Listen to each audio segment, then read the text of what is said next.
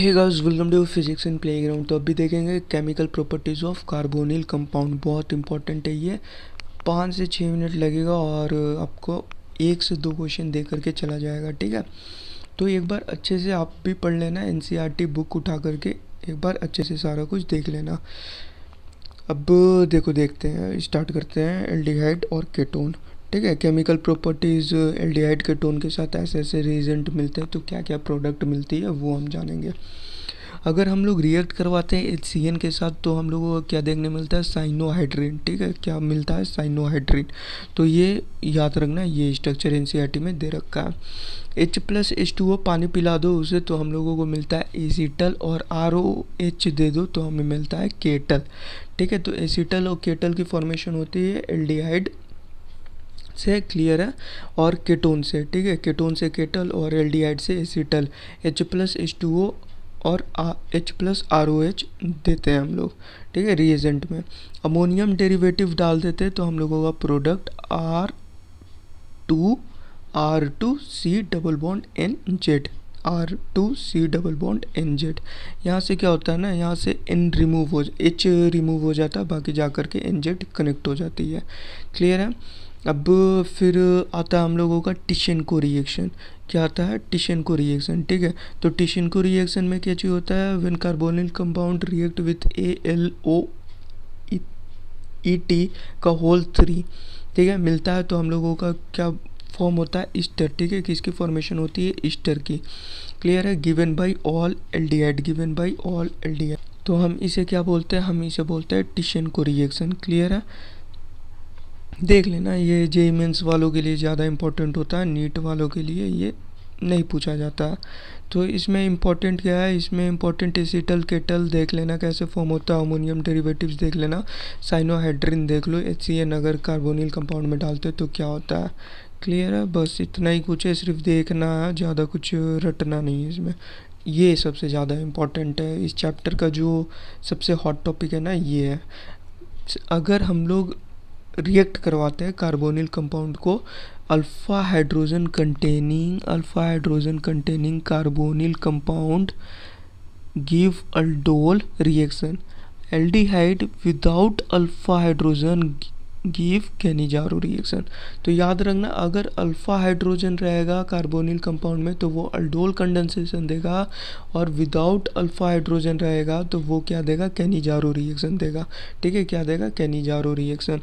Cannizzaro reaction का जो product है वो है CH3OH plus HCOO Na plus O minus, Na plus O minus, ठीक है।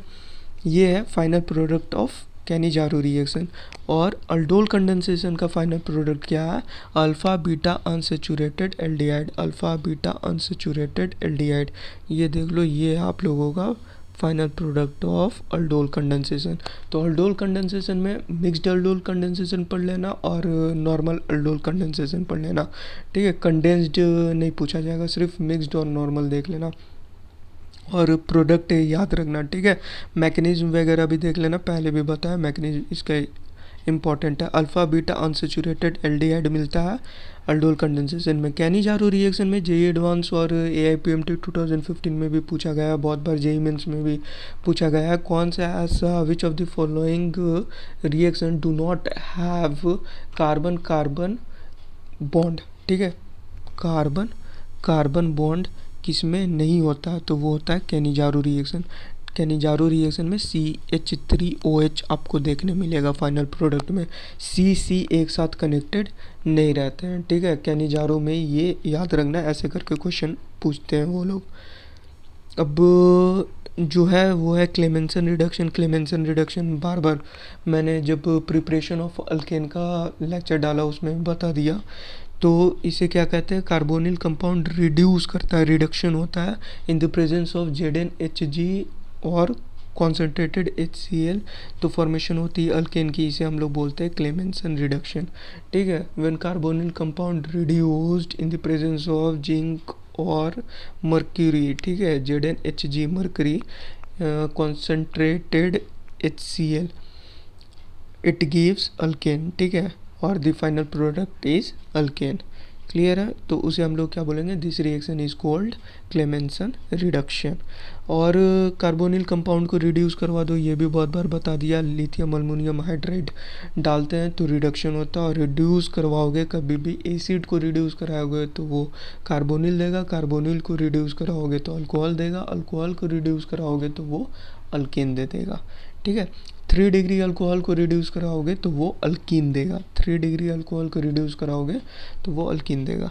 तो यहाँ पे रिडक्शन है in the presence of lithium aluminium hydride, it gives alcohol.